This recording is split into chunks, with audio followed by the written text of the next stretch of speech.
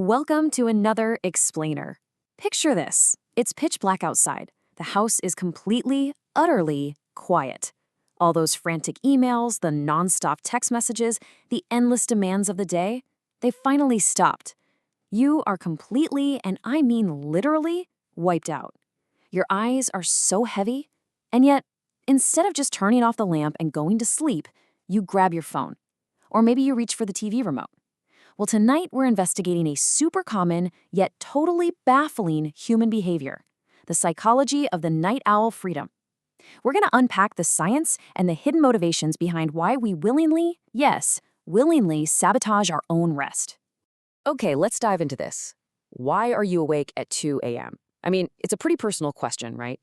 If you've ever found yourself just staring at the ceiling or maybe tumbling down some random internet rabbit hole at an hour when you absolutely know you should be asleep, you know exactly what this feels like.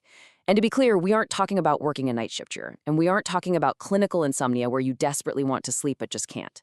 Nope. We're talking about those specific moments where you are actively choosing to stay awake, totally defying your own biological needs. To really get this, we have to look at the massive conflict happening inside of us. Take a look at this stark comparison. Over on the left, we've got total physical exhaustion. Your body has literally run out of fuel. It's processed a full day of activities, stressors, physical output, the whole shebang. But on the right side, battling fiercely against it, is this psychological refusal to sleep. When you think about it, this is a glaring, almost ridiculous contradiction. Why on earth would our intense physical exhaustion have to engage in this crazy nightly tug of war against our psychological desire to stay awake? Biologically speaking, sleep is absolutely essential for survival, right? Yet our brains are out here actively throwing up roadblocks to prevent it. Well, there's a very specific, fascinating reason for this. Which brings us to Section 1, Revenge Bedtime Procrastination, the psychological culprit. I absolutely love that we finally have a term that perfectly captures this late-night mystery. It turns out there's actually an official psychological term for this whole phenomenon, and it's called revenge bedtime procrastination.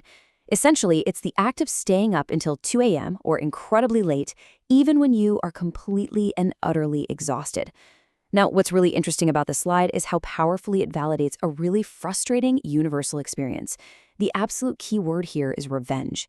I mean, who exactly are we taking revenge on?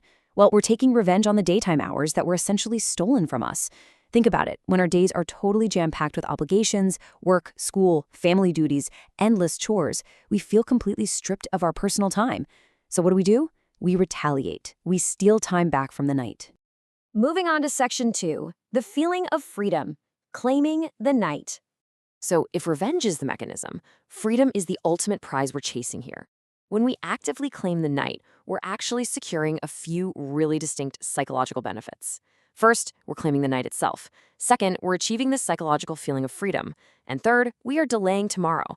And this brilliantly illustrates why we willingly choose complete exhaustion just for a tiny taste of autonomy. Because look, during the day, you're basically a passenger to your schedule. You go where the calendar tells you to go. But at night, you are the undisputed ruler of your time. No one's asking you for a favor, no one's emailing you a last-minute deadline.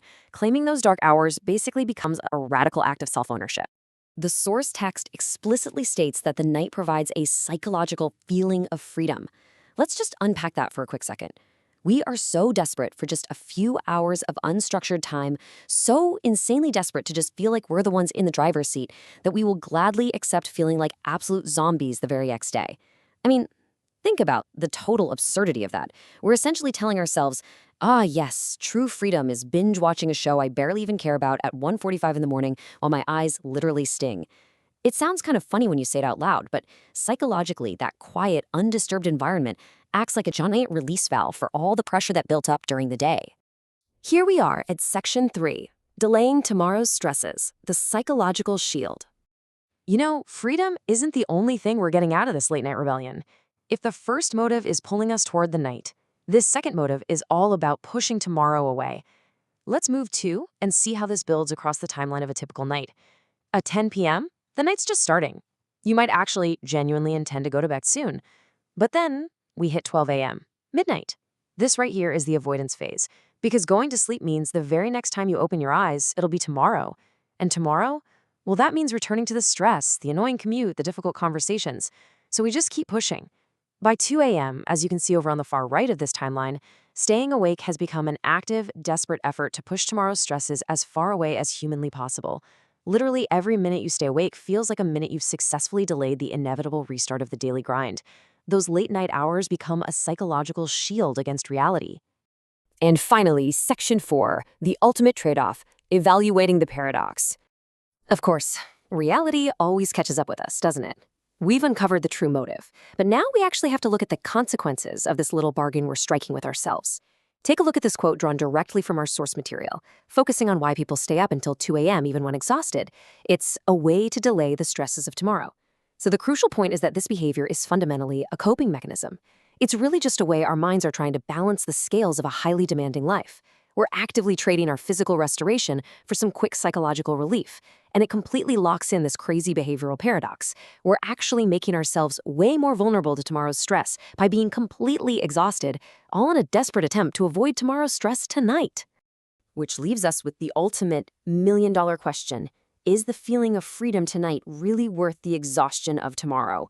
It's a trade-off we make constantly, and sometimes we do it without even realizing it. So the next time you find yourself endlessly scrolling through your phone at 2 a.m., just staring into the blue light while your body is practically screaming for sleep, take a second to recognize what your brain is actually trying to do. It's crying out for autonomy. It's trying to build a shield. Understanding exactly why we do this is really the first step in maybe finding ways to reclaim our freedom during the daylight hours rather than stealing it back in the dark. Give that some thought tonight when the clock strikes midnight. Thanks so much for joining me on this explainer, and I'll see you next time.